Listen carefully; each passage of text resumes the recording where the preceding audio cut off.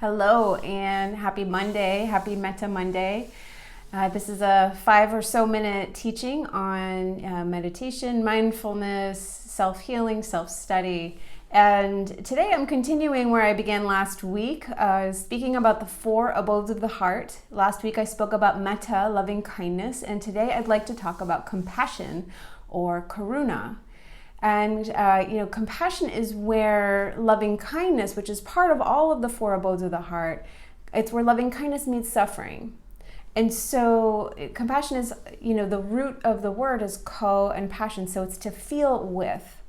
And, it's a spacious, kind of like a container, if you can imagine, just like holding somebody else's discomfort or even our own, in the way that like a warm blanket would wrap around somebody who's had a rough day.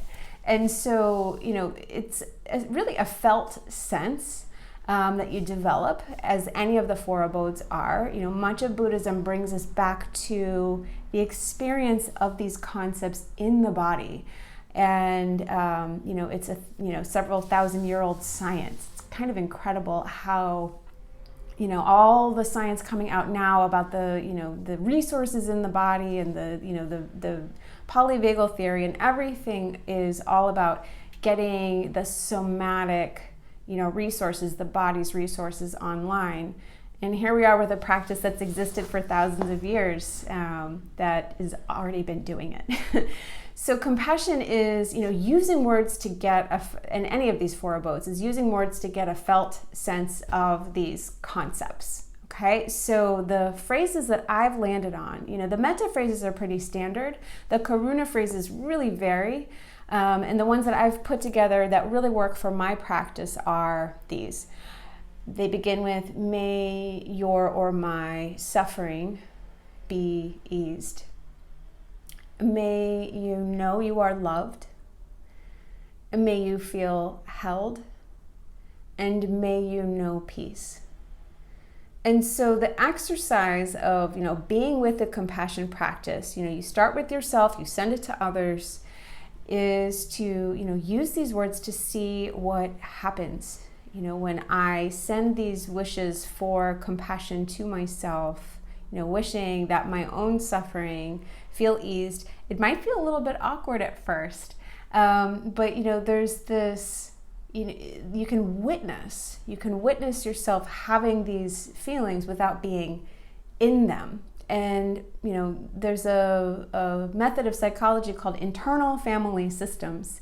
And, one practitioner said to me, there are as many parts within us as there are stars in the sky. And so, if you get comfortable with the concept that we each have multiple parts within us, this like constellation of feelings and memories and parts.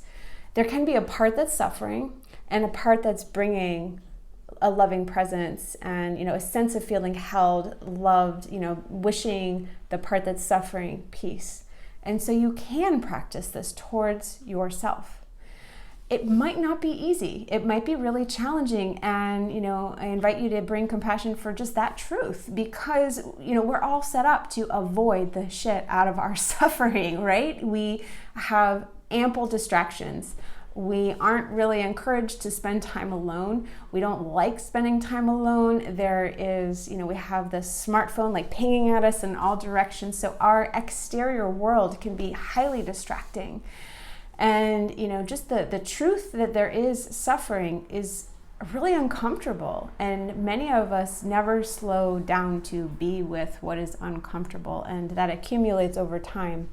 So compassion is really an antidote to our culture of distraction. And it might feel a little bit edgy at first to be with yourself. So if you notice as you sit in your seat and you send these phrases to yourself, that you're a little fidgety, just notice it without judgment.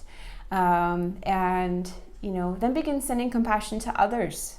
So the classic order is, you send it to a loved one or a pet.